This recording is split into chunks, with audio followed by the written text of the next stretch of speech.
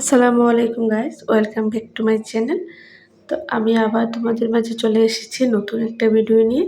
প্রায় 1 মাস পরে আমি ভিডিও দিচ্ছি।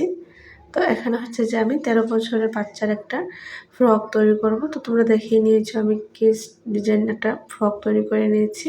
তো এটা হচ্ছে কাপড়টা অর্গানজা টিস্যু কাপড়। তো এখানে হচ্ছে যে আমি এখানে কাপড়টা আমি 4 ভাঁজ করে নিয়েছি। শোল্ডার নিয়েছি 7 ইঞ্চি, সেম আর্ম হলো 7 ইঞ্চি নিয়েছি। তো এখানে 3.5 ইঞ্চি 3 ইঞ্চিতে একটা মার্ক করে নেব আর্ম হোলের শেপটা দেওয়ার জন্য।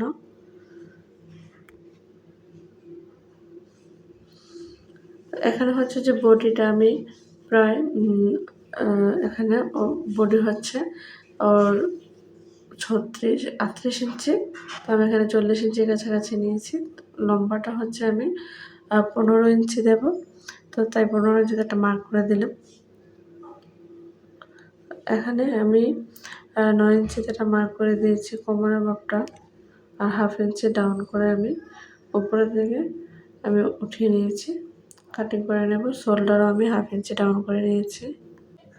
তো এখন হচ্ছে আমি কাটিং করে নেব। তো যেহেতু এটা একটা অর্গানজা কাপড়, তো এখানে খুবই সাবধানে আলতো হাতে কাটিং করে নিতে হবে। তো একটাতে আমি ইনার ব্যবহার করব। এখানে হচ্ছে যে ফ্রন্ট পার্টে আমি তালপাত কাটিং করে নেব। সেজন্য আমি একটি পার্ট খুলে রাখবো এখান থেকে, আর ফ্রন্ট পার্টের যে পার্টটা আছে ওই পার্টে আমি তালপাত কাটিং করে নেব।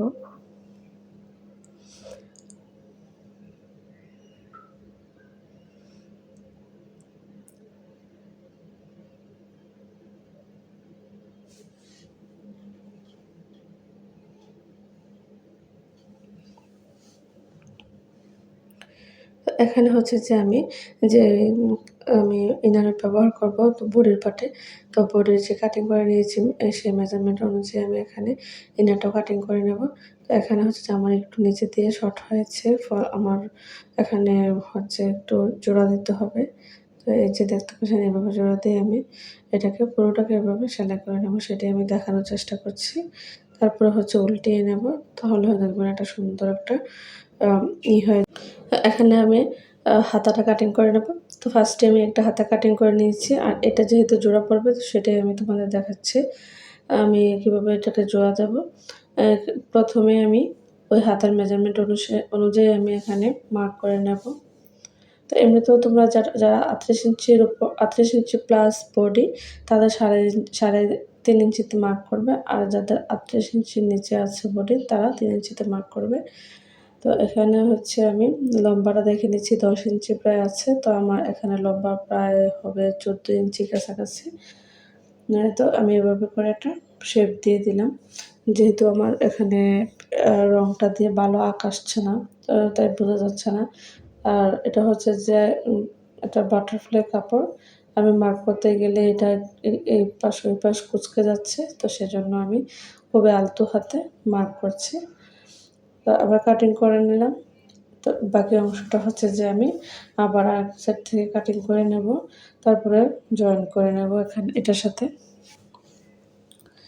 তো আমার হচ্ছে যে ভিডিও ছাড়া অনেক লম্বা একটা ডিসটেন্স হয়ে গিয়েছে, আমার ভিডিও ছাড়া হয়নি। তো এখন থেকে আবার আমি কন্টিনিউ ভিডিও ছাড়ব।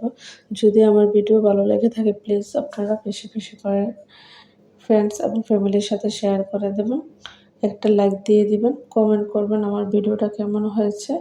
আর যদি এখনও সাবস্ক্রাইব করে না থাকেন তাহলে প্লিজ আমার চ্যানেলটা সাবস্ক্রাইব করে পাশে থাকা বেল আইকনে অল ক্লিক দিয়ে রাখবেন, যেন পরবর্তী ভিডিও ছাড়ার সাথে সাথে আপনারা নোটিফিকেশন পেয়ে যান।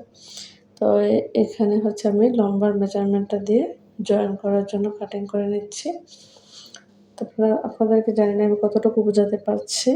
এইটা হচ্ছে যে আমি এটা সম্পূর্ণ সেলাই করে দেখাতে পারবো না। আর এটা হচ্ছে যে ভিডিওটা আমার অনেক আগের ছিল। আমার অনেক ভিডিও জমা হয়ে আছে কিন্তু ছাড়তে পারছি না সময়ের কারণে। এটা আমি শুধু জাস্ট আপনাদেরকে আমি কাটিং করে শুধু আর ডিজাইনটা শুধু দেখাচ্ছি, সেলাই করে দেখাচ্ছি না। তো আপনারা দেখে বুঝে নিবেন। আর এরকম সুন্দর সুন্দর ভিডিও যদি পেতে চান তাহলে কমেন্ট বক্সে লিখে যাবেন। আমি আপনাদের কমেন্টগুলো পরবর্তীতে পড়ে শুনিয়ে দেব, কারা, কারা কমেন্ট করেছেন। তো এটা হচ্ছে যে আমার একটা কাস্টমারের ছিল, কাস্টমারের অর্ডার ছিল। আর এটা যেহেতু ইমার্জেন্সি ছিল সেজন্য আমি ভিডিওটাও করতে পারিনি। ১ম এ ভাবছিলাম আমি একটা শর্ট ভিডিও করে রেখে দেব। খুব আ করে পরে দেখলাম করতে গিয়ে দেখলাম ভালোই লাগছে। পরে আমি পুরোটা করতে পারি নাই। তো এজন্য পুরো ভিডিওটা দেইনি। একটু, একটু কেটে, কেটে দিচ্ছি। তো এখানে হাতা কাটা শেষ। এটা হচ্ছে যে আমি অফ ক্যামেরাতে হাতটা কাটিং করে রেখেছিলাম টিস্যু কাপড়টা। আসলে সরি, এটা টিস্যু কাপড় না, অর্গানজা। এই ড্রেসটা বানানোর পরে এতটা যে সুন্দর হয়েছে, আমি ১ম এ আমার কাপড়টা দেখতে ভালো লাগেনি। যখন আমি ড্রেসটা তৈরি করেছি মানে আমি নিজেই অবাক হয়ে গেছি যে এত সুন্দর ড্রেস কি করে হলো। তো এই সম্পূর্ণটাই আমার ডিজাইন। উনারা বলেনি কিভাবে বানাবে। তো আমি নিজের ইচ্ছে মতো করে উনাদেরকে ড্রেসটা কাস্টমাইজ করে দিয়েছি। আ এই ড্রেসটা বানানোর পরে হচ্ছে যে আমি সেম কাস্টমারেরই তো এটা হচ্ছে যে বোতাম পাটের ফলসটা। তো জাস্ট আমি শুধু একটু দেখিয়ে দিচ্ছি কেমন লাগছে। তো এভাবে করে আমি সম্পূর্ণটা করে নেব। ওই ড্রেসগুলো ভিডিও দেব। মানে এতটা সুন্দর হয়েছে বলার বাহিরে। আর পরবর্তীতে দেখলাম যে এরকম একটা লেস আমি এখানে ইউজ করেছি। দেখলাম কেমন লাগে। আমি এই লেসটা হাতাতেও ইউজ করেছি।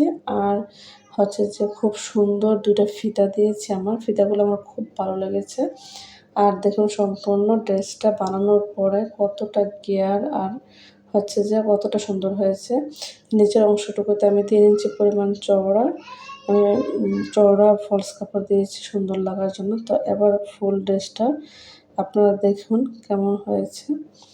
আ এই ড্রেসটা হচ্ছে যে আমি আরো লেস ইউজ করতে চেয়েছিলাম। তো পরে ভাবলাম যেহেতু এটা কালারফুল একটা ড্রেস আর লেস ইউজ না করাটাই বেটার হবে। যতটুকু দিয়েছি খুব সুন্দর। তো এটা হচ্ছে যে সেম কাস্টমারের প্রায় ১২ থেকে ১৩ টা ড্রেস আমি তৈরি করে দিয়েছিলাম। তো উম ওগুলো আমি দিয়ে দেবো, আপনারা দেখে নিবেন। তো আমি জাস্ট শুধু বারবার শুধু এটাকে তৈরি করার পরে শুধু জাস্ট ভিডিও করতেছিলাম যে কেমন লাগতেছিল। তো আমি এখানে হাতাগুলো দেখাই দিচ্ছিলাম যে এভাবে কুচি হবে। তো ফলস তো অবশ্যই ফলস হবে।